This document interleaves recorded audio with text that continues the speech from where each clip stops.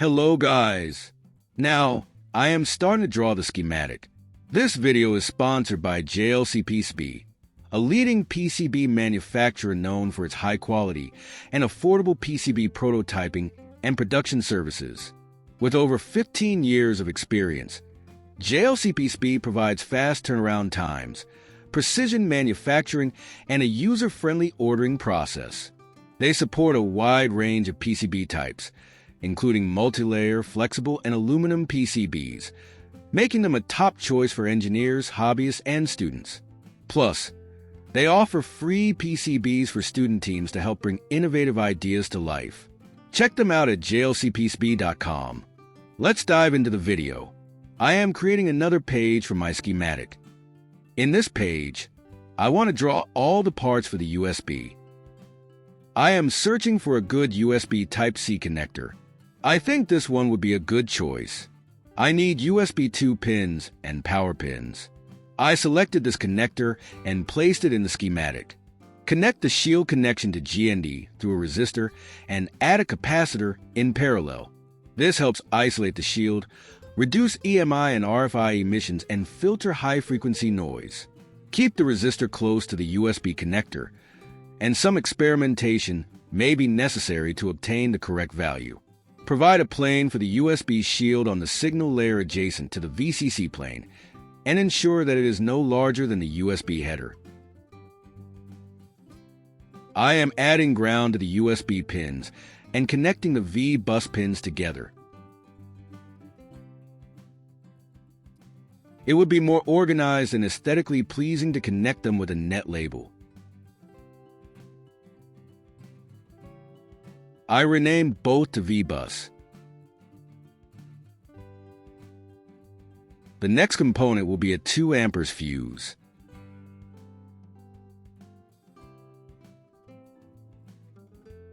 After searching, I selected this one and placed it into the schematic.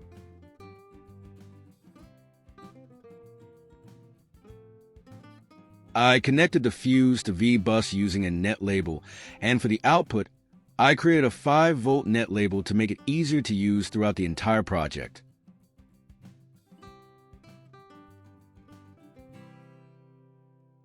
I'm connecting the CC pins of the USB-C connector to ground through a 5.1 kilo ohm resistor to detect the orientation of the USB-C cable and ensure proper communication. This allows the device to identify the correct orientation, configure the connection, and set the proper power delivery role. In this case, it will work at 5 volts and 3 amperes.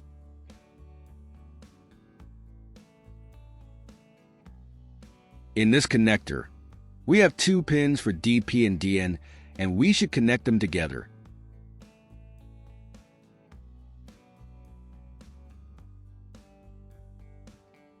We need a series resistor for DP and DN to limit the current and protect the USB data lines from potential damage.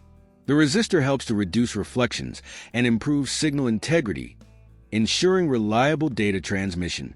It also helps to balance impedance between the USB data lines, which is crucial for proper high-speed signal communication. Typically, a value of 10 to 33 is used for these resistors in USB circuits.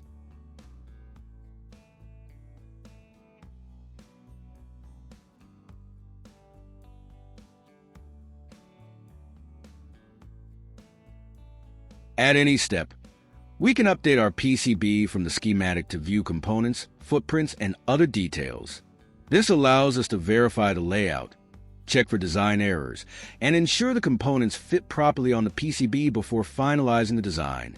Most PCB design software allows this process to be done easily by generating the PCB layout based on the schematic and updating it in real time. We need to add a capacitor to the 5 volts line to stabilize the voltage on the bus. The capacitor helps to filter out noise and smooth fluctuations in the voltage, ensuring a steady and reliable power supply for USB devices.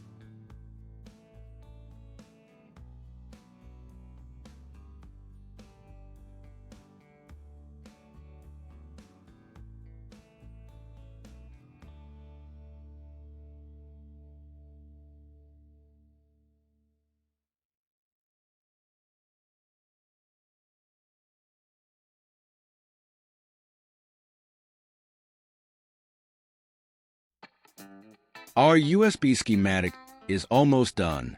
The next step is to add the regulator for the ESP32 power supply. It needs 3.3 volts with a minimum of 500 milliamperes to ensure proper operation of the ESP32 module.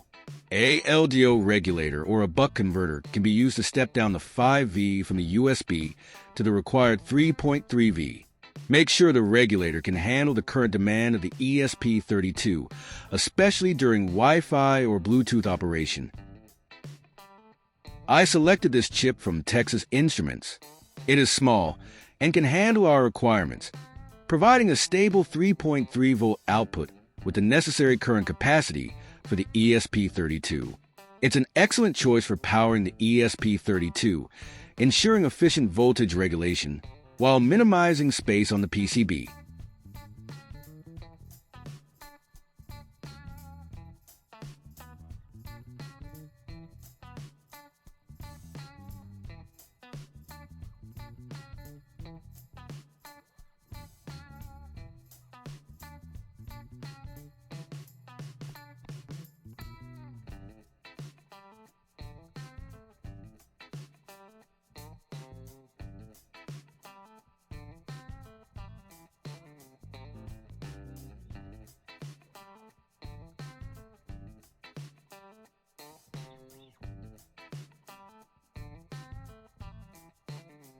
It's better to use the exact coil recommended by Texas Instruments for optimal performance and stability.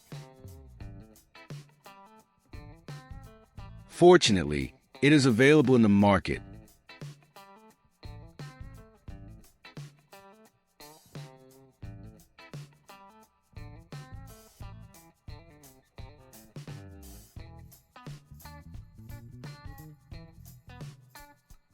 Drawing our regulator is now done.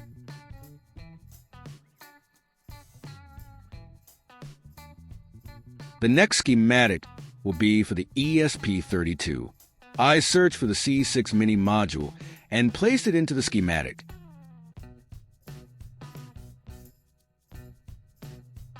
Let's open the datasheet to check the minimum requirements for using this module. This will help us ensure we provide the necessary connections, power supply, and any other specifications for proper operation.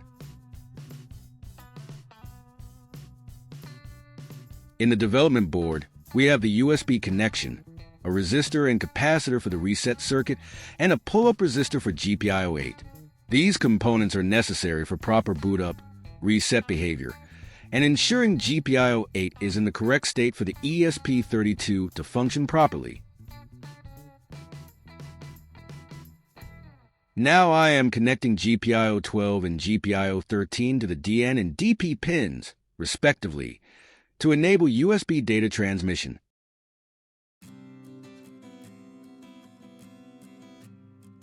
Here, we can see that we need at least 2 tactile switches, one to reset the MCU and another to change the boot state to programming mode. These switches are essential for controlling the ESP32's reset and programming modes, ensuring we can upload code to the module and restart it when needed. Here, I'm adding the GND and VCC connections to power the ESP32.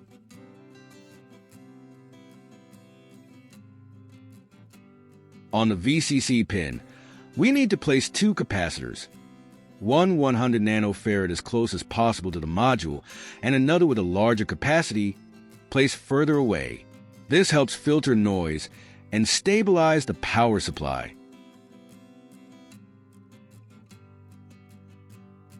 For the reset circuit, use a 1 microfarad capacitor and a 10 kilo ohm resistor.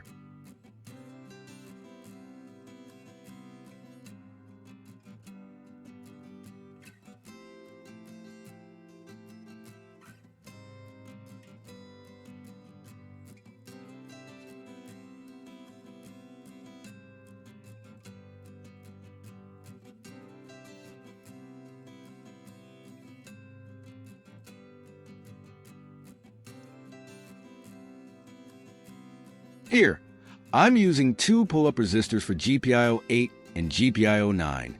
While the pull-up for GPIO9 isn't necessary, I added it anyway.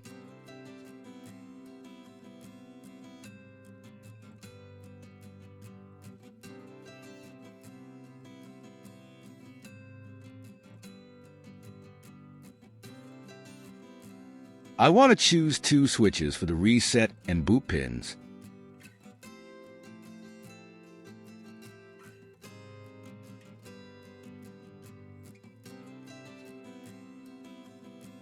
It would be more organized and aesthetically pleasing to place them in another area of the schematic and use net labels to connect all the connections for a cleaner schematic.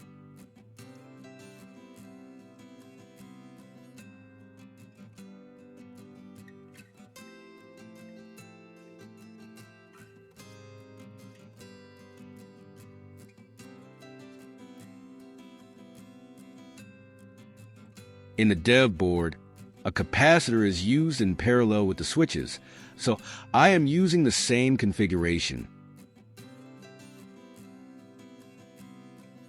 Let's take an overview of all the components on the PCB to ensure everything is placed correctly.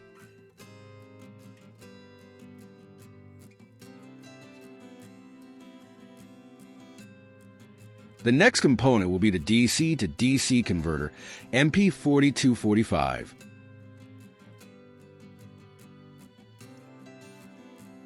The MP4245 is a versatile DC to DC converter that can both step down and step up the voltage. It's also configurable over I2C, allowing for easy adjustments to output voltage and current and other settings based on your requirements. As you can see, the MP4245 works with several external components, such as inductors, capacitors, and resistors, to regulate the voltage properly.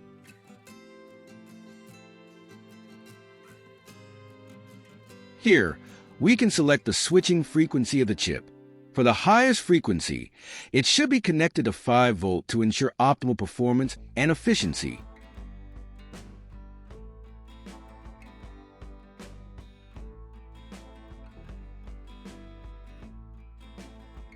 I am connecting all control pins with labels.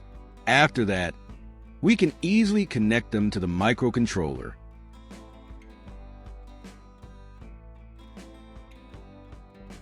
Here, I connected the address pin to ground.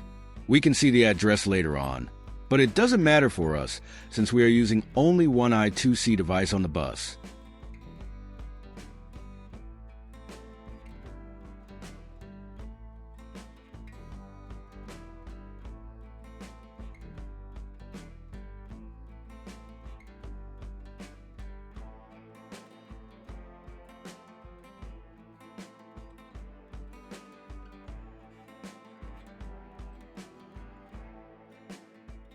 Let's check the capacitors recommended in the datasheet.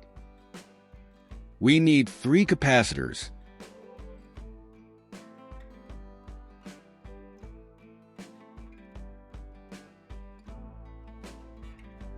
Keep in mind, the smallest capacitor should be closest to the chip.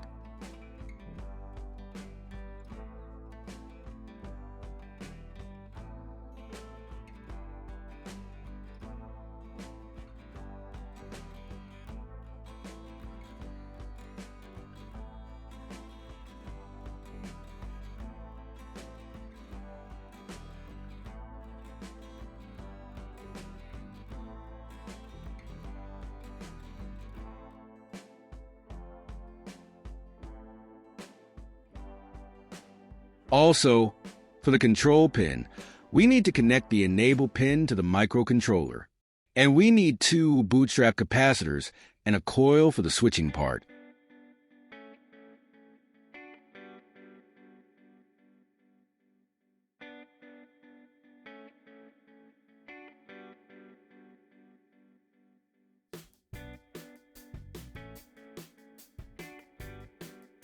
This chip has an internal regulator and requires an external bypass capacitor.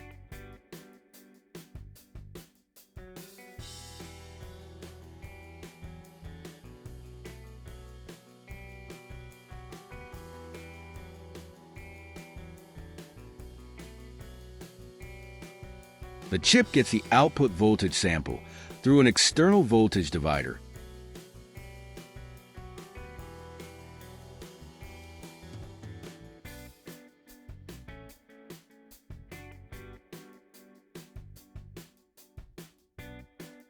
Now, I want to check if all these resistors are available in the market. I replace them with the correct part numbers.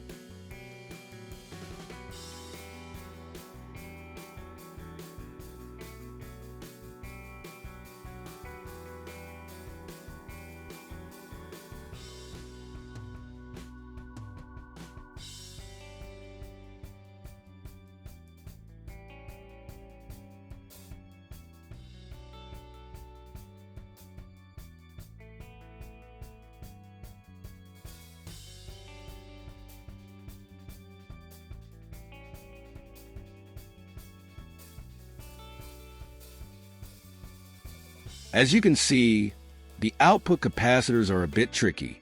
The ground of two of them is connected to a different ground.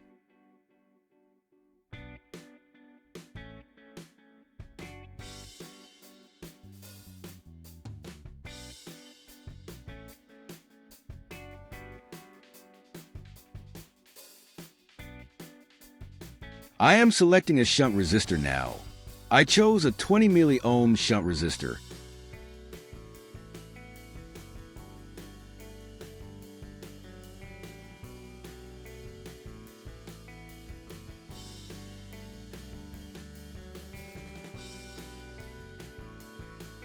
I'm searching for the recommended part number of the coil, but I couldn't find anything.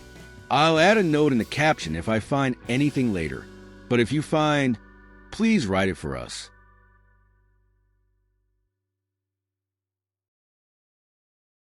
I selected a coil that I think is good for the circuit.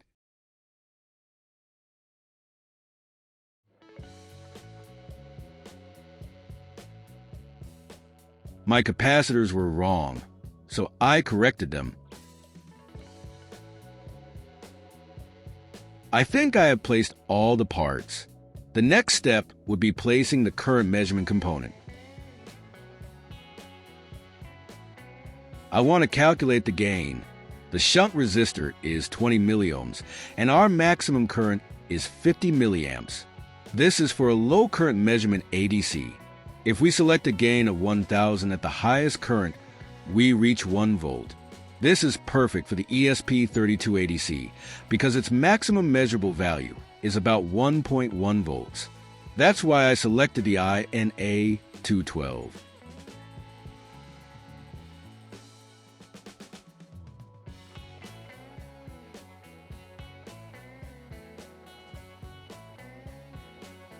For the VCC of this chip, I would rather use an LC filter to achieve more stability in the power line.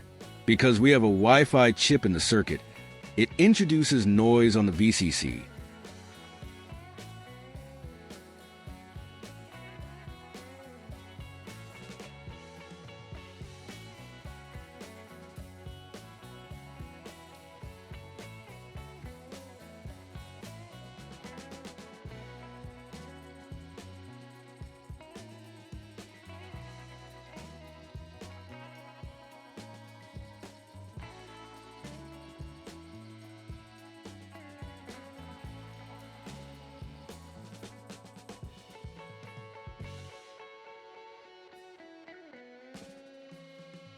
For high current measurement, I selected a gain of 100 to achieve 500 milliamperes current measurement with the ADC.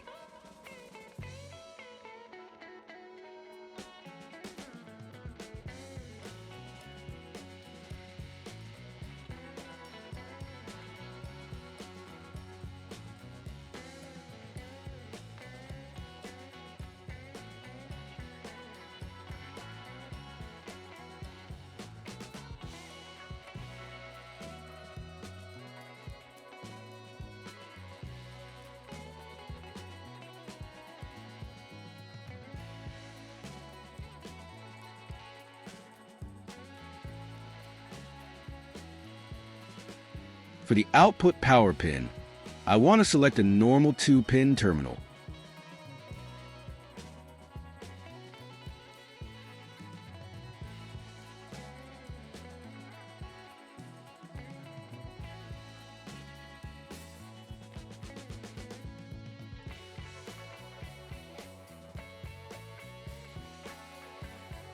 This is the 3D view of all the components we placed on the board.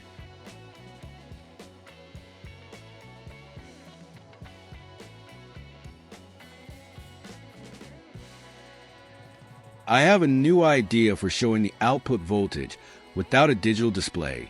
I want to use 6 multicolor LEDs to display the voltage range. The best choice would be WS series LEDs, which can drive all of them with just 1 pin.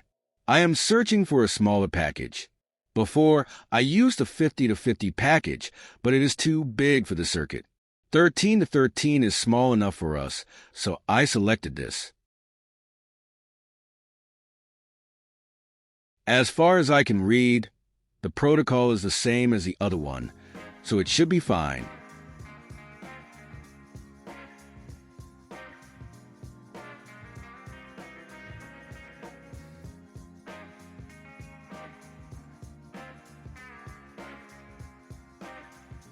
It needs to be connected to a 5-volt power supply.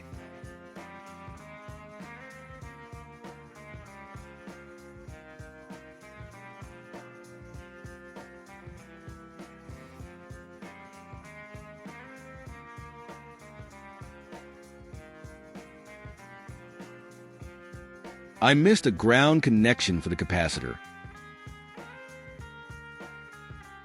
I forgot to add a TVS diode for the USB line. After searching, I found an array for USB.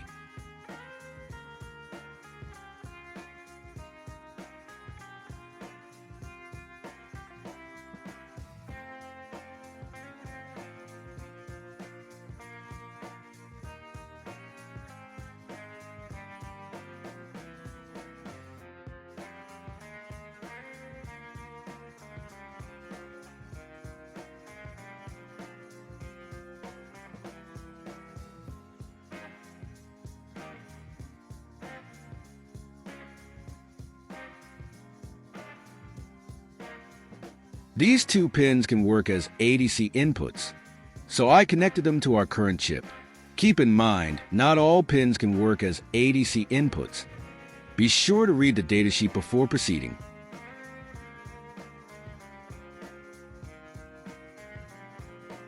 I think I've placed all the parts. Now I can adjust all of them in the PCB editor. Let's dive into it. I would rather place all the parts on the top side of the board because it's much easier during assembly. After that, we can place it on the desk more easily. I think the coil I chose before is too big. I want to change it to a smaller one.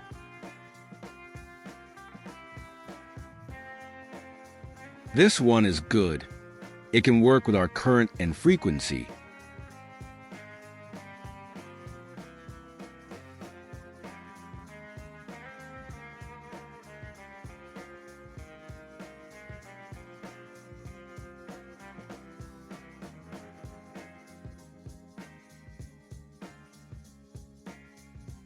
Now it's much better.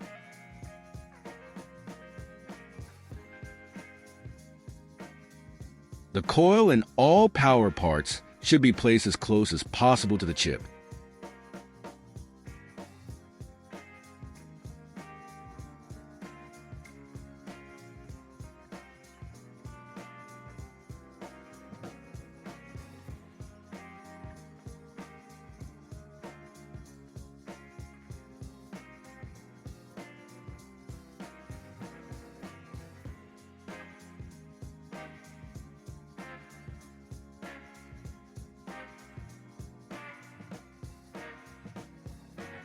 I need to try many placement options to achieve the best, shortest routing and the closest part arrangement.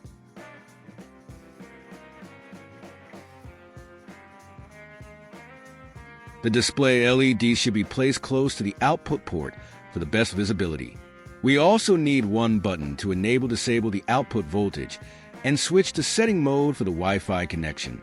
We can use the boot pin because it works as a normal GPIO after boot.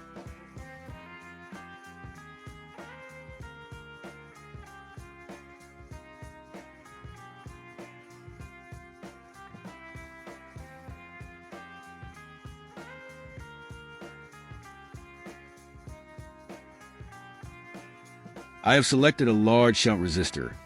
Now I want to change it to a smaller one.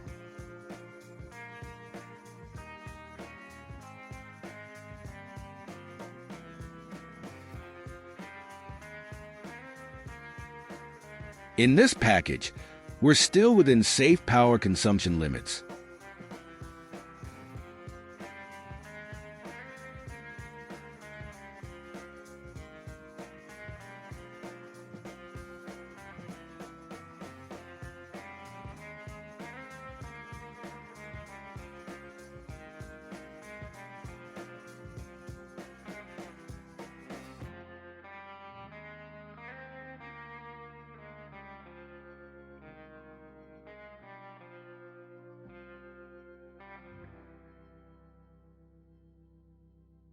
As you can see, I have a problem routing the USB connection.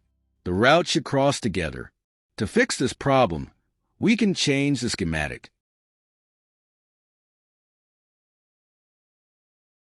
I flipped the chip and connected the nets. After the update, we can see the problem is solved and we can route it to the best shape.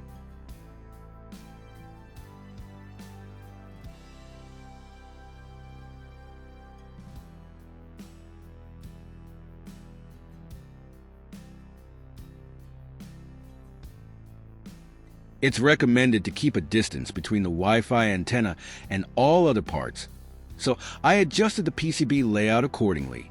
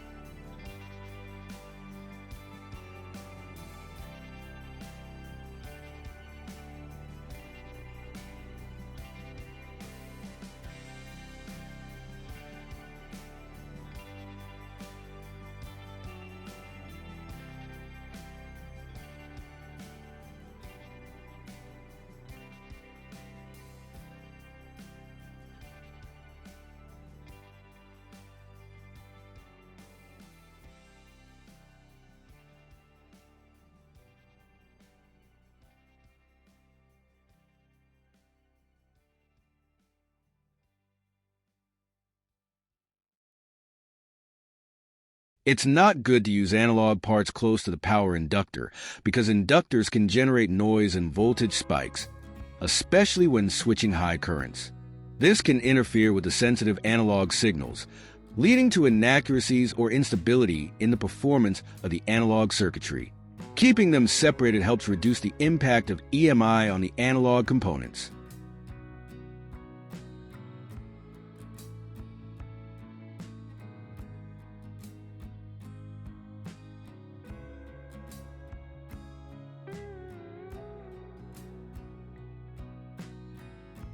I removed some bypass capacitors because the two chips are close together and we don't have enough space for both of them.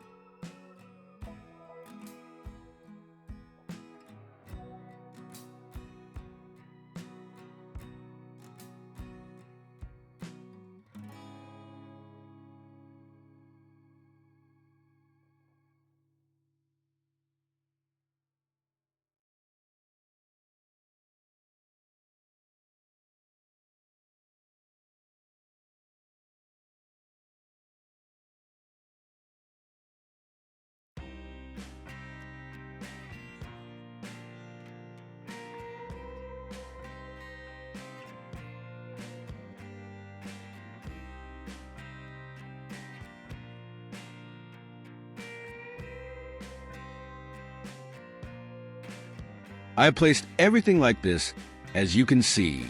But before starting the routing, if you have any suggestions for the circuit or a better placement, please let me know here or make the changes and pull them on GitHub.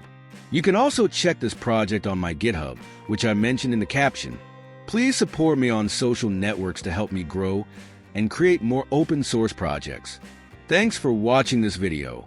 Please don't forget to subscribe, hit the like button here, and star my GitHub repository.